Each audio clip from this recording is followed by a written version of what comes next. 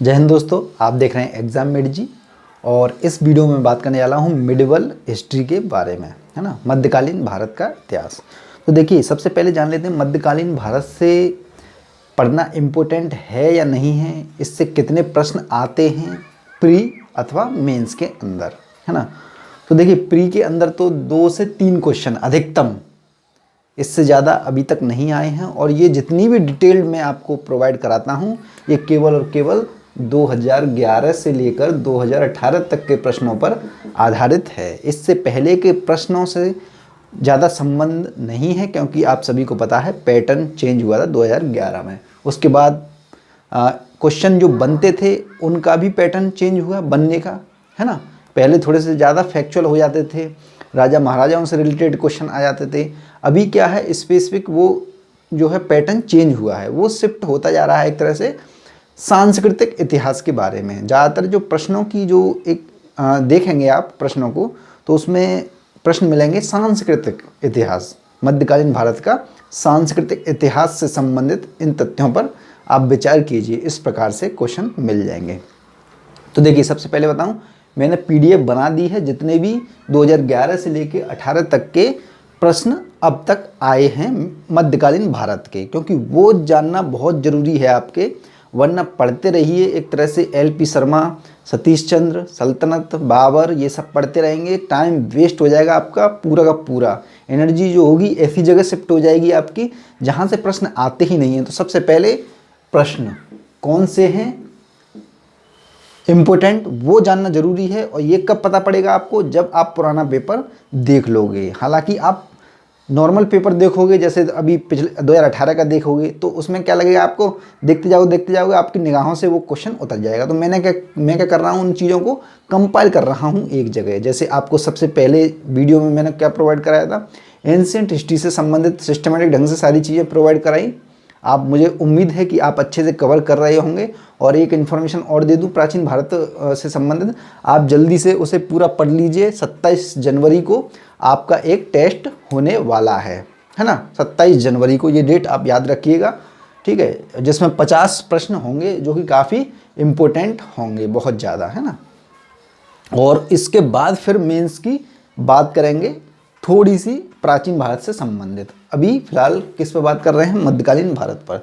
तो मध्यकालीन भारत की जो पीडीएफ है वो कहाँ पर मिलेगी प्रश्नों की, वो भी बता दूंगा मैं अभी। लेकिन मध्यकालीन भारत में कहाँ कहाँ से प्रश्न आ रहे हैं 2011 से लेकर 18 तक के, और कहाँ कहाँ से आने की संभावना है, वो सब मुझ पर छोड़ दीजिए। बस पढ़ना आपका काम है, वो क्या पढ़ना है वो मैं आपको भी बताऊंगा। लेकिन सबसे पहले क्वेश्चन कहाँ कहाँ से आ रहे हैं। देखिए, स्थापत्य कला पर प्रश्न जो है फोकस होता जा रहा है, चाहे प्राचीन काल हो चाहे आपका मध्यकालीन भारत हो। तो स्थापत्य कला पढ़नी है, लेकिन किसकी पढ़नी है वो मैं आपको अलग से प्रोवाइड कराऊंगा, ठीक है।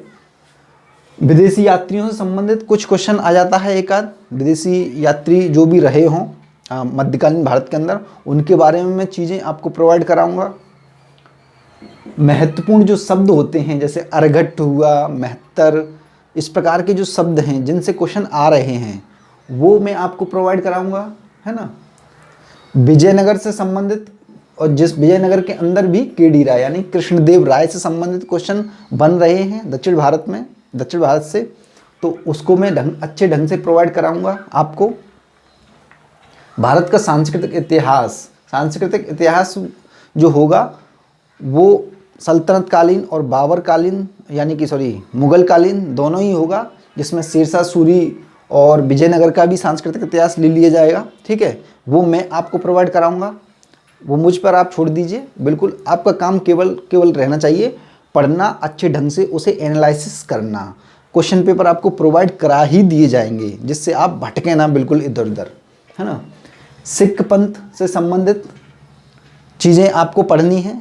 ये मतलब आपको जब भी आपको कुछ भी चीज़ें मिले या फिर मैं जो भी बुक बताऊं आपको, आप पढ़ेंगे तो इन चीज़ों पर फोकस करेंगे, ना कि लड़ाई झगड़े पर। यानी कि बाबर की लड़ाई, इब्राहिम से, इससे उससे, ये सब कुछ नहीं ध्यान देना है, ठीक है। वो केवल आपको सीक्वेंस के आधार पर जो है आपको याद करना है। याद मतलब पढ़नी है, वो कहानी के रूप में एक तरह से पढ़नी है, याद बिल्कुल भी नहीं करनी है। याद कहाँ करना है वो मैं स्टेप बाय स्टेप चीज़ों को बताता रहूँगा आपको। सूफी भक्ति आंदोलन आपको अच्छे ढंग से पढ़ना होगा। यहाँ से प्रश्न बनते हैं, हर बार बनते हैं और आने वाले समय में भी बनते रहेंगे यूपीएससी के अंदर। धर्म से संबंधित क्वेश्चन जो है हमेशा बन रहे हैं, चाहे वो आपका प्राचीन भारत हो चाहे आपका मध्यकालीन भारत हो।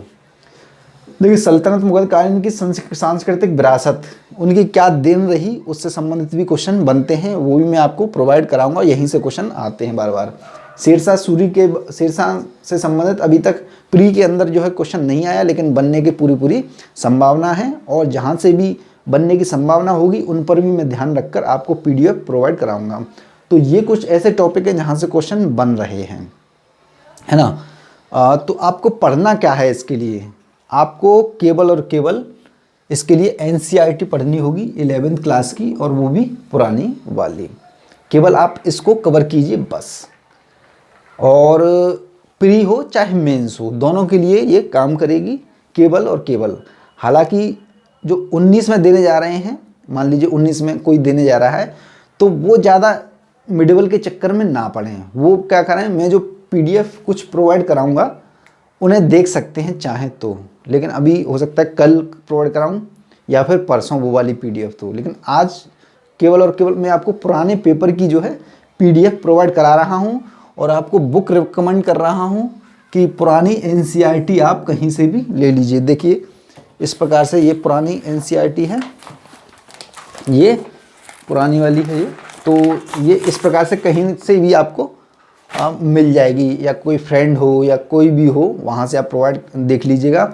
और शायद UPSC11.com पर भी NCERT के जो ऑप्शन है उसके अंदर शायद आपको पुरानी वाली मिल जाएगी, क्योंकि प्राचीन तो थी और पुरानी भी मिल जाएगी, मिडिवल की भी, है ना। तो ये आपको पढ़नी है, और मेरे द्वारा दी गई जो PDF बनाई जाएंगी वो आपको कवर कर लेनी है। आपका प्री और मेंस दोनों ही कवर हो जाएंगे उससे, क्योंकि हमें क्या करना है, परफेक्शन पर जाना है। ठीक है, पढ़ना भी है तो वो चीज़ पढ़नी है जहाँ से क्वेश्चन बन रहे हैं, इसी से आपकी क्रिएटिविटी जागेगी। वरना क्या होगा, आपकी एनर्जी जो है पहले ही समाप्त हो जाती है फालतू की चीज़ें पढ़ने में। इतनी सारी मोटी सचिव तंत्र और ये सब बुक्स हैं, वो सब मेरे पास हैं। मैं जहाँ से भी किसी भी बुक्स का कोई इम्पोर्टेंट चैप्टर होगा जो आपको प्रोवाइड कराना है, वो मैं आपको प्रोवाइड कराऊंगा। पढ़ना आपका काम है, अच्छे से आप पढ़िए बस। आपको चीज़ें प्रोवाइड कराना मेरा काम है, वो भी बेस्ट से बेस्ट लेवल की, है ना। और क्वेश्चन की भी एक तरह से गारंटी मान लीजिए वहीं से आएंगे, इधर उधर से ज़्यादा नहीं आएंगे। अगर वो कोई क्वेश्चन ऐसा आ गया जो किसी को नहीं आ रहा, वो तो किसी को आएगा ही नहीं, लेकिन आपने जो पढ़ा है और जिसकी चीज़ों की बात करूँगा मैं, वहीं से क्वेश्चन बनने की ज़्यादा संभावना रहेगी। तो ये PDF यानी कि पुराना पेपर जो आपको प्रोवाइड कराने जा रहा हूँ आज, पुराना पेपर नहीं, पुराने पेपर्स की कटिंग मान लीजिए, है ना। PDF जैसे 2011 से कितने मिडिवल के आए क्वेश्चन, 1 या 2 जो भी है वो अलग, 2012, 13, 14, 15, 16, 17, 18 तक के एक तरह से मिडिवल के एक जगह, जिससे आप मिडिवल पढ़ रहे हो तो केवल मिडिवल का क्वेश्चन पेपर आपके हाथ में हो। इसी प्रकार से मैंने प्राचीन का भी प्रोवाइड कराया था, आप सभी को पता है। जिन्हें नहीं पता है वो स्क्रीन पर एंड वीडियो आ जाएगा, उन्हें देखकर वहाँ से ले लीजिए, डाउनलोड कर लीजिएगा, ठीक है।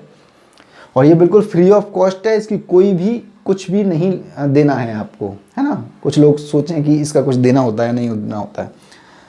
देखिए आपको जाना है UPSC11.com पर, ये हमारी वेबसाइट है UPSC11.com।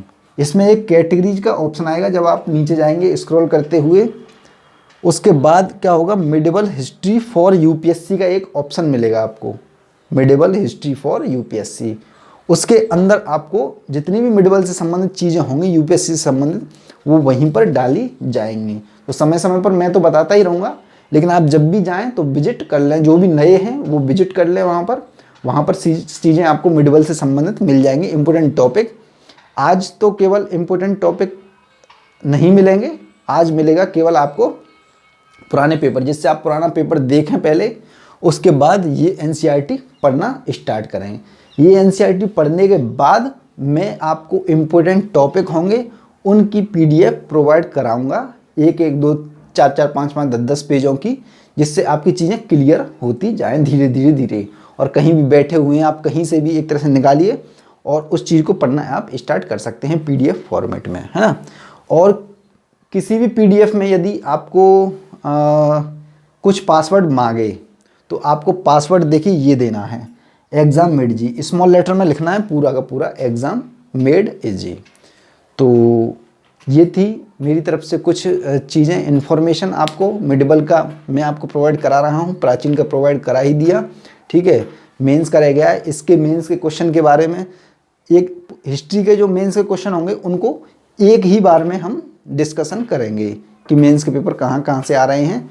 और जो भी पीडीएफ आपको प्रोवाइड कराई जाएगी उस पर लिखा रहेगा प्री के लिए इम्पोर्टेंट है, या फिर प्री, या फिर मेंस के लिए, या फिर केवल मेंस के लिए इम्पोर्टेंट है ना।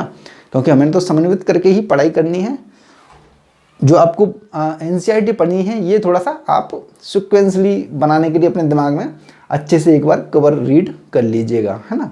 बाकी चीज़ें याद करनी होंगी वो मैं आपको अलग से टॉपिक बताऊंगा जहाँ से याद करनी है।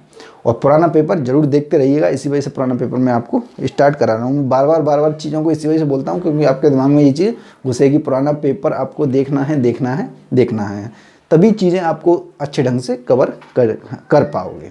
तो इस वीडियो को कर दें लाइक, शेयर और सब्सक्राइब जिन्होंने नहीं किया है कर लीजिए, अब ज़रूरत पड़ने वाली है। और बेल आइकन का बटन जरूर दबा दीजिएगा जिससे आपके पास मेरा नोटिफिकेशन पहुंच जाए, क्योंकि वो अब ज़रूरी है। नोटिफिकेशन, हर वीडियो आपके लिए इम्पोर्टेंट साबित होगा, ऐसा मेरा मानना है।